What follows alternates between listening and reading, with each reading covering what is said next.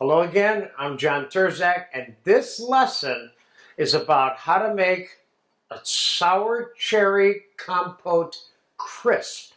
Now, I'm going to show you how to make the crisp topping that I'm going to use in this particular formula, which you can apply to a series of other formulas. Peach crisp, blueberry crisp, apple crisp, cherry crisp, those would be the most well-known. Now, the crisp mixture is about to go into the food processor right now. Initially, I have 1 cup of whole almonds, and I'm making enough for about a 9-inch cake pan, but I'm only going to make you 2 individual portions.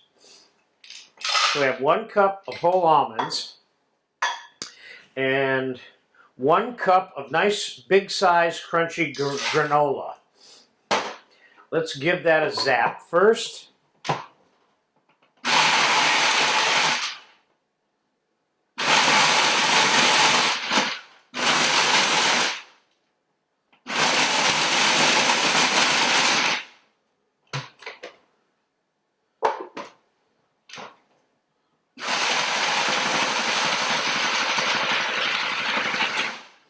Okay, now let's add oatmeal, 1 cup, not instant oatmeal, old-fashioned oatmeal.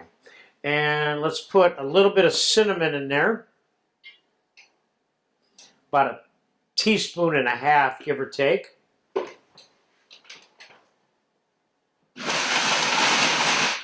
Okay, that mixture is definitely done enough for me. Now, I'm going to put that in a bowl.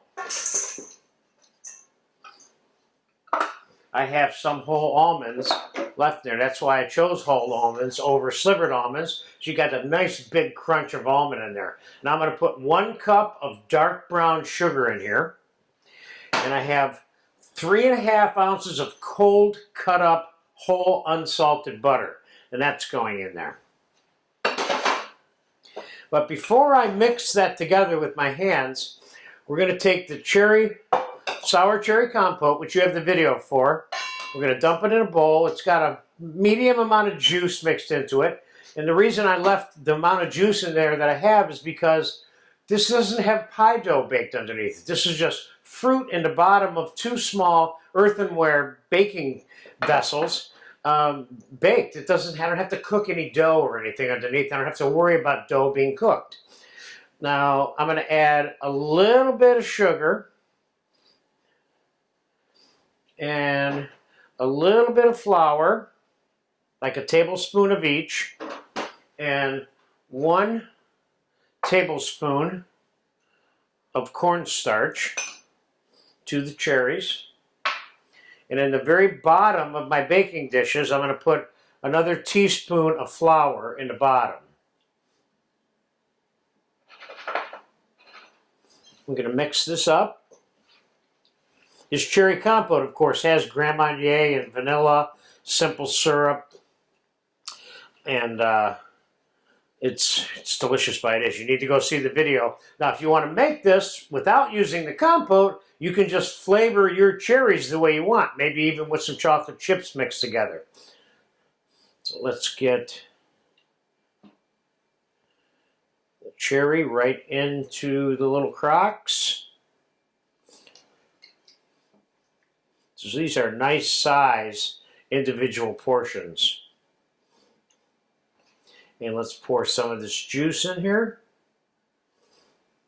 These containers are half full of juice now. You see that? Now let's get the crisp mixture mixed together by hand here.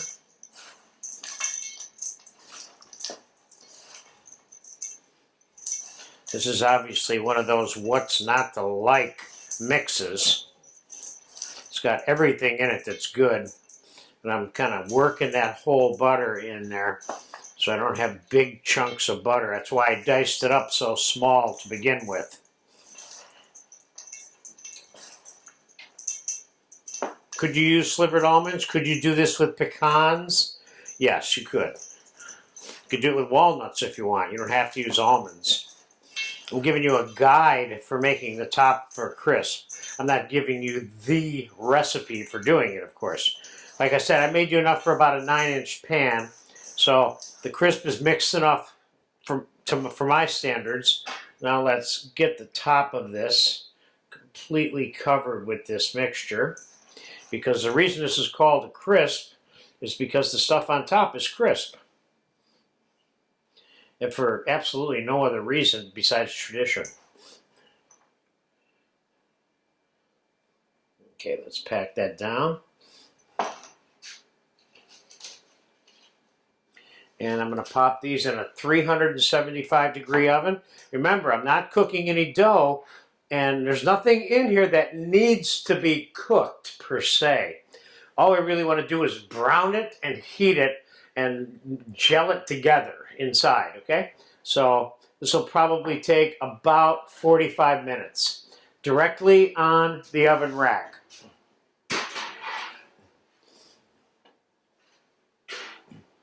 So I'll be back in 45 minutes. We'll take it out, and we'll talk a little bit about how to serve them. But they're easy to make ahead of time. They can be slightly rewarmed as well. And of course, there's always ice cream that can get involved in this stuff. So I'll see you in about 45 minutes. Okay, cherry compote crisps have been in the oven for about 35-40 minutes.